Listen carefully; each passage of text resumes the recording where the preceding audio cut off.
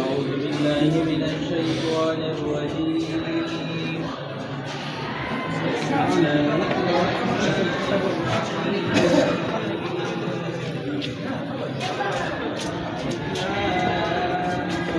الذين يؤمنون بالغيب ويقيمون الصلاة ومما رزقناهم ينفقون